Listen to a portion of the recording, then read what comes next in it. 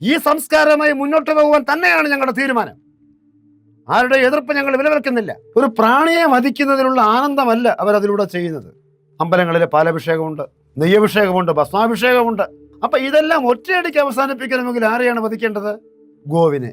ദേവേന്ദ്രൻ ഗോമാംസം കഴിച്ചു എന്ന് മേൽപ്പറഞ്ഞ നവ ലിബറൽ കമ്മ്യൂണിസ്റ്റാദികൾക്ക് പറയുവാൻ സാധിക്കുമെങ്കിൽ നമ്മൾ അവരുടെ മുന്നിൽ കീഴടങ്ങാൻ തയ്യാറാണ്. ഒരിക്കലുമില്ല. ഭൂമിയിൽ ഒരു 6 അടിയെങ്കിലും മണ്ണിൽ ചാണകത്തിന് പ്രസൻസ് ഉണ്ടെങ്കിൽ താഴേക്ക് ജലം വറ്റുകയില്ല.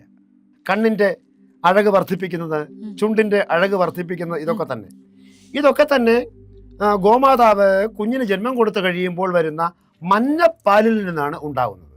ഇന്നത് മാത്രമേ കഴിക്കുകയുള്ളൂ എന്ന് നിർബന്ധം പിടിക്കാൻ പാടുണ്ടോ? പാവപ്പെട്ടവനെന്ന് പറഞ്ഞ ആരാണ്?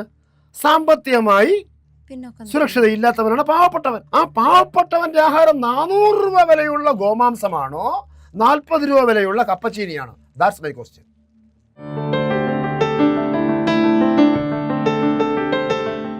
ഇപ്പോൾ സ്വാമിജി പറഞ്ഞതുമായിട്ട് കണക്ട് ചെയ്ത് ഞാനൊരു ക്വസ്റ്റ്യൻ ചോദിക്കാവേ. അതായത് ഇപ്പോൾ നമ്മുടെ ഇന്ദ്രൻ പശുവിനെ ഭക്ഷിച്ചിട്ടുണ്ട് എന്ന് ഈ സ്യൂഡോ പുരോഗമനവാദികൾ പറയുന്നത് കേട്ടിട്ടുണ്ട്. നമ്മുടെ ഭാരതത്തിൽ ഇപ്പോൾ ഇന്ന് വലിയ ഒരു ചർച്ചയാണ് ഈ ഗോവധവും ഗോമാംസം ഭക്ഷിക്കുന്നതും ഒക്കെ. ഇതിൻ്റെ പേരിൽ കുറേ തർക്കങ്ങളും കാര്യങ്ങളൊക്കെ ഉണ്ട്. ഇതിൽ സ്വാമിജിയുടെ ഒരു കാഴ്ചപ്പാട് ഒന്ന് പറയൂ. മോഹൻദാസ് കരംചന്ദ് ഗാന്ധി പറഞ്ഞത്, എന്നാണോ ഭാരതം ഗോവധത്തിൽ നിന്ന് മുക്തി പ്രാപിക്കുന്നത് അന്നാണ് പൂർണ്ണ സ്വരാജ് ആകുന്നതെന്ന് പറഞ്ഞിട്ടുണ്ട്. ചില സമ്പ്രദായക്കാർ ഗോവിനെ മാത്രം ലക്ഷ്യം വെക്കാറുണ്ട് വധിക്കുവാനായി. ഒരു പ്രാണിയെ വധിക്കുന്നതിനുള്ള ആനന്ദമല്ല അവരതിലൂടെ ചെയ്യുന്നത്. ദേവാർപ്പണത്തിലുള്ള മൂല്യവാൻ വസ്തുക്കളെ തടയാൻ സാധിക്കപ്പെടുന്നു എന്നുള്ളത് കൊണ്ടാണ്. നമുക്കറിയാം, അമ്പലങ്ങളിൽ പാലഭിഷേകമുണ്ട്, നെയ്യഭിഷേകമുണ്ട്, ഭസ്മാഭിഷേകമുണ്ട്, പഞ്ചഗവ്യം നമുക്ക് തയ്യാറാക്കേണ്ടതുണ്ട്. അപ്പം ഇതെല്ലാം ഒറ്റയടിക്ക് അവസാനിപ്പിക്കണമെങ്കിൽ ആരെയാണ് വധിക്കേണ്ടത്? ഗോവിനെ. ഗോവിനെ വധിക്കുന്നതിലൂടെ ക്ഷേത്രത്തിലെ പ്രസാദമായി ക്ഷേത്രത്തിൽ അഭിഷേകം ചെയ്യപ്പെടേണ്ട ക്ഷീരം നമുക്ക് ലഭിക്കുന്നില്ല. ഗോവിനെ വധിക്കുന്നതിലൂടെ നെയ്യഭിഷേകം ചെയ്യാൻ നെയ്യ് നമുക്ക് ലഭിക്കുന്നില്ല. ഗോവിനെ വധിക്കുന്നതിലൂടെ ഭസ്മം ഉണ്ടാക്കാൻ സാധിക്കുന്നില്ല. ഗോവിനെ വധിക്കുന്നതിലൂടെ പ്രസവം കഴിഞ്ഞ നമ്മുടെ അമ്മ പെങ്ങന്മാർക്ക് പഞ്ചഗവ്യം സേവിക്കുവാനും സാധിക്കുന്നില്ല. അങ്ങനെ സംസ്കാരത്തെ പൂർണ്ണമായി നശിപ്പിക്കുന്നതിന് ഏറ്റവും എളുപ്പ വഴി എന്താണ്? ഗോവിനെ വധിക്കുക എന്നുള്ളത്. പിന്നെ അങ്ങ് ചോദിച്ച മറ്റൊരു ചോദ്യം, ഇന്ദ്രൻ പശുവിനെ ഭക്ഷിച്ചതായിട്ട് എന്താ പറയാ, നവ ലിബറൽ കമ്മ്യൂണിസ്റ്റ് പിന്തിരിപ്പന്മാരൊക്കെ കൂടെ തന്നെ ഇങ്ങനെ പറയാറുണ്ട്. ഇന്ദ്രൻ പശുവിനെ കഴിച്ചല്ലോ സ്വാമി. മക്കളെ, പശു എന്ന് പറഞ്ഞാൽ വടക്കേ ഇന്ത്യ ഭാഷയിൽ വളർത്തു മൃഗങ്ങൾക്കെല്ലാം കൂടെ ചേർത്ത് പശു എന്നാ പറയുക. പശുപക്ഷികൾ. ഇപ്പോൾ നമ്മൾ വീടടച്ചിട്ട് പോവുകയാണ്, നമ്മുടെ പശുക്കളൊക്കെ എന്ത് ചെയ്തു? അയ്യോ സ്വാമി, പശു ഇല്ലല്ലോ. അല്ല, പൂച്ച, പട്ടി, ആട്, മാട്, അപ്പൊ അവക്കിറ്റകൾ എല്ലാം കൂടെ ചേർന്ന് പശു എന്നാണ് പറയപ്പെടുക. ഗോവിനെ ഗോവെന്നാ പറയുക. ഗോവിനെ പശു എന്ന ആര്യാവർത്തത്തിൽ പറയാറില്ല. അത് ഗോമാതാവാണ്, ഗോവാണ്. മറ്റു പശുക്കൾ എന്ന് പറഞ്ഞാൽ പൂച്ച, പട്ടി, വീട്ടിലെ മറ്റു വളർത്തുമൃഗങ്ങളുണ്ടല്ലോ, അതൊക്കെയാണ് പശുക്കൾ.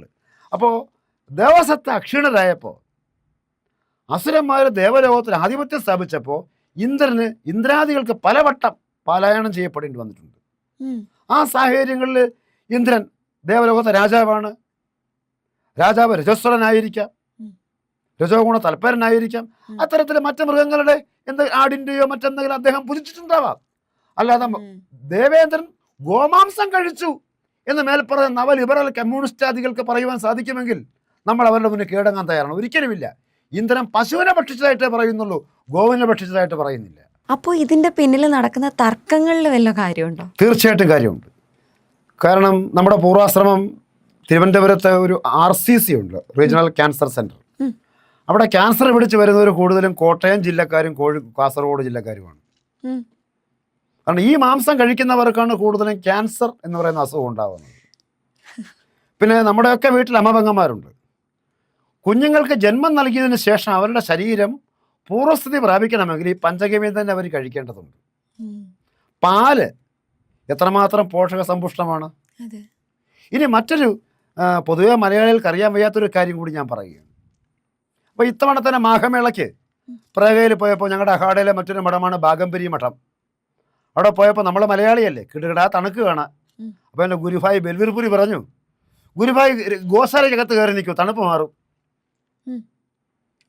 രാവിലെ 3 മണി സമയത്ത് കൊടും തണുപ്പ് സമയത്ത് ഗോശാലയ്ക്കുള്ളിൽ കയറിയപ്പോൾ തണുപ്പറിയുന്നില്ല. അതിന് കാരണം നാടൻ പശുവിൻ്റെ ചാണകത്തിന് മുകളിൽ ഒരു പാട പോലെ ഒരു ശ്രേഷ്മസ്ഥലം കാണാൻ സാധിക്കും.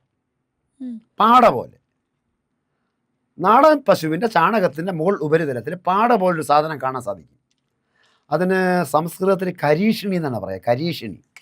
ഈ കരീഷിണിക്ക് അന്തരീക്ഷ താപ വ്യതിയാനങ്ങളെ ബാലൻസ് ചെയ്യുവാൻ സാധിക്കും. അമിതമായ ഉഷ്ണം ഉണ്ടാവില്ല, അമിതമായ തണുപ്പുണ്ടാവില്ല.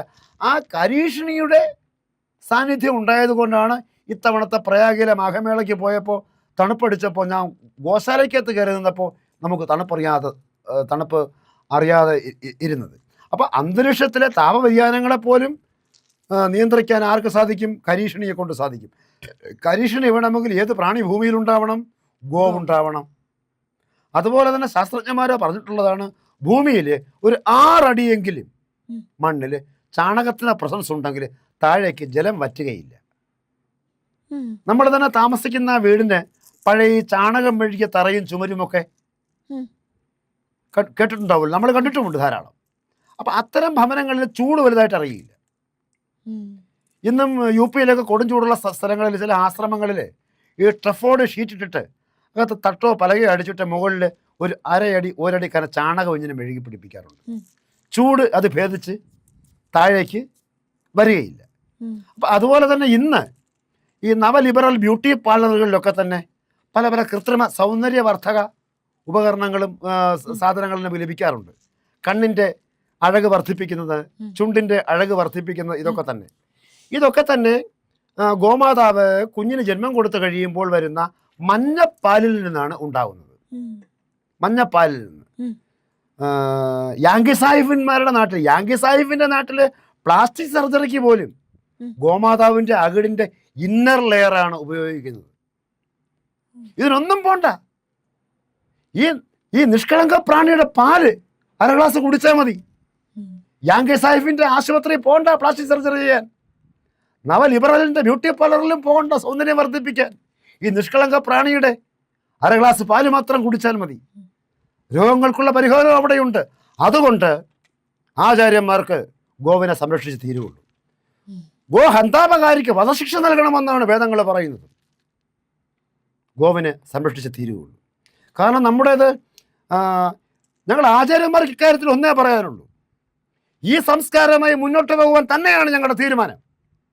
ആരുടെ എതിർപ്പ് ഞങ്ങൾ വിലവെക്കുന്നില്ല. ഈ സംസ്കാരവുമായി മുന്നോട്ട് പോകുവാൻ തന്നെയാണ് ഞങ്ങളുടെ തീരുമാനം. ഞങ്ങൾ ആരെയും എതിർക്കുന്നില്ല.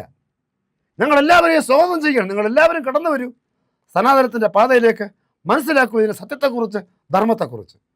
അപ്പോൾ ഇത് നമ്മുടെ ഈ ഭക്ഷണ സ്വാതന്ത്ര്യത്തെ ചോദ്യം ചെയ്യുന്ന ഒരു കാര്യമാണല്ലോ. ആ ഒരു പോയിന്റ് ഒന്ന് വ്യക്തമാക്കി. തീർച്ചയായിട്ടും വ്യക്തമാക്കാം. ഇത്തവണ മാഘമേളയ്ക്ക് പോയപ്പോൾ ജർമ്മനിയിലെ ഒരു പൊലിഷ്യ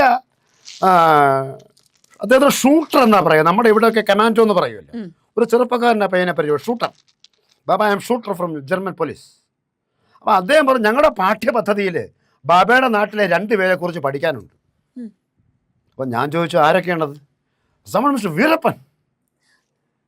അപ്പോൾ ജർമ്മനിയിലെ പോലീസിലെ ഷാർപ്പ് ഷൂട്ടർക്ക്, കമാൻഡോയ്ക്ക് പഠിക്കാനുള്ള പാഠ്യപദ്ധതിയിൽ വീരപ്പൻ്റെ ഉൾപ്പെടുത്തിയിട്ടുണ്ട്. പിന്നെ ഞാൻ രണ്ടാമനാരാണ്?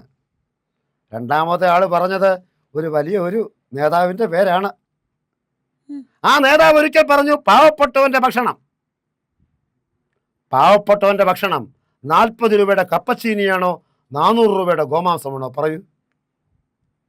ആഹാരം രുചികരമാകണം, ആഹാരം സാത്വികമാകണം, ഇന്നത് മാത്രമേ കഴിക്കുകയുള്ളൂ എന്ന് നിർബന്ധം പിടിക്കാൻ പാടുണ്ടോ? അപ്പം ആ നേതാവ് ഒരിക്കൽ പറഞ്ഞത്, പാവപ്പെട്ടവൻ എന്ന് പറഞ്ഞ ആരാണ്? സാമ്പത്തികമായി സുരക്ഷിതയില്ലാത്തവനാണ് പാവപ്പെട്ടവൻ. ആ പാവപ്പെട്ടവൻ്റെ ആഹാരം 400 രൂപ വിലയുള്ള ഗോമാംസമാണോ 40 രൂപ വിലയുള്ള കപ്പച്ചീനിയാണോ? That's my question. ആ നേതാവ് ആരാണെന്ന് മാത്രം ഞാൻ പറയുന്നില്ല. ആ നേതാവ് ഒരിക്കൽ നടത്തിയ ക്രിമിനലിസത്തെക്കുറിച്ച്, ആ നേതാവ് ഒരിക്കൽ നടത്തിയ നിഷ്ഠൂര കൊലപാതകങ്ങളെക്കുറിച്ച് ജർമ്മനിയിൽ പോലും പോലീസിലെ CID-കൾക്ക് പാഠ്യപദ്ധതി ഉൾപ്പെടുത്തിയിരിക്കുമ്പോൾ ഞാൻ ആലോചിച്ചു പോയി, നമ്മുടെ നാട്ടിലെ ഒരു നേതാവ് ഇത്തരത്തിലെങ്കിലും അവിടെയൊക്കെ എത്തിപ്പെട്ടല്ലോ എന്നുള്ളത്. നിങ്ങളിപ്പോൾ കണ്ടുകൊണ്ടിരിക്കുന്നത് നമ്മുടെ പുണ്യം പോഡ്കാസ്റ്റ് എന്ന സെഗ്മെൻറ്റിൻ്റെ ഒരു ചെറിയ ഭാഗമാണ്. ഇതിൻ്റെ പൂർണ്ണ രൂപം കാണാനായി ഒന്നുകിൽ മേളിൽ കാണുന്ന ഐ ബട്ടണിൽ ക്ലിക്ക് ചെയ്താൽ അവിടെ ലിങ്ക് ഉണ്ടാവും, അതിൽ നിങ്ങൾക്ക് കാണാൻ സാധിക്കും. അല്ലെങ്കിൽ നമ്മുടെ ഡിസ്ക്രിപ്ഷനിലുള്ള ലിങ്കിൽ നോക്കിയാലും കാണാൻ സാധിക്കും. ഇനി അതല്ലെങ്കിൽ നമ്മുടെ പ്ലേലിസ്റ്റിൽ പോഡ്കാസ്റ്റ് എന്ന പ്ലേലിസ്റ്റ് ഉണ്ട്, അതിൽ നോക്കിയാലും കാണാൻ സാധിക്കും.